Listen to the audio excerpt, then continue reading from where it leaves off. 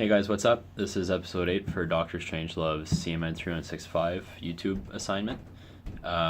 So I'm just reading here an article from the CBC posted last week, or today actually. Sorry. So the title of the article is More TV Streaming Services Join US Market, Leaving Canada Far Behind. So YouTube's announcement that it will soon launch an online TV streaming service cut deep for some Canadians. That's because it's not coming here. YouTube TV, which is what the service is called, will offer more than 40 live television channels for only $35 US a month.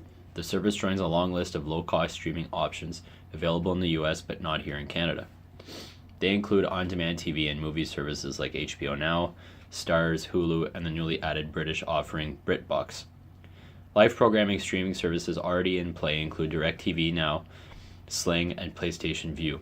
Hulu also plans to add a live service in the spring. Netflix and Amazon are exceptions that offer streaming services in both Canada and the US. However, American customers still went out with bigger content libraries. It's frustrating, says Amy Lehman, who would like nothing more than to sign up for the US service HBO Now to stream her beloved show Game of Thrones. It feels like the border at times is invisible and all of a sudden, wait a second, we're not the same country, says Lehman, who lives in Toronto. We don't have access to the same things they have. Meanwhile, across the border in a Detroit suburb, Game of Thrones fan Steve Elliott watches all his favorite television series on streaming services. He uses HBO Now and Netflix and has also subscribed to Hulu in the past. I get everything I want. I'm saving loads of money. I'm barely missing anything, says Elliott. He used to pay around $100 a month for cable and now pays about 1/4 that amount. Cable's a waste of money right now. Even my parents, they quit cable and they're streaming. So why can't Canadians have access to more US streaming services, at least through legitimate means? It's all about rights ownership, says Canadian television expert and Ryerson University instructor Irene Berkowitz. Content creators often divvy up the rights to their product country by country, she explains. That's exactly the way television programs have been monetized since the invention of television. YouTube undoubtedly acquired the rights from networks like NBC and Fox to stream their live channels in the US, says Berkowitz. But they can't do the same in this country because various Canadian broadcasters have bought the rights to different US shows from each network. They're sort of jumbled up and owned by different legacy players.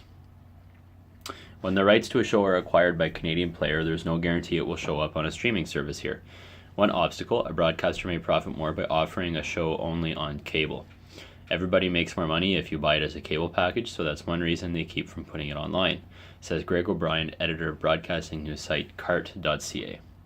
There may also be cases where a Canadian network only gets broadcast rights but not streaming rights for a particular show. As for homegrown streaming services, the only two major offerings are Bell's Crave TV and Rogers Sportsnet Now. Another player, the Rogers Shaw streaming service Show Me, shut down in November. It's an expensive thing to set up, says O'Brien, about the streaming service business. So this is really interesting because once again, Canadians seem to be getting the short end of the stick in terms of legitimate streaming services and means to watch their favorite television shows. It would seem as though Americans have far more accessibility for a far more reasonable price. Now, this can only last so long, I would imagine, before things start to crumble.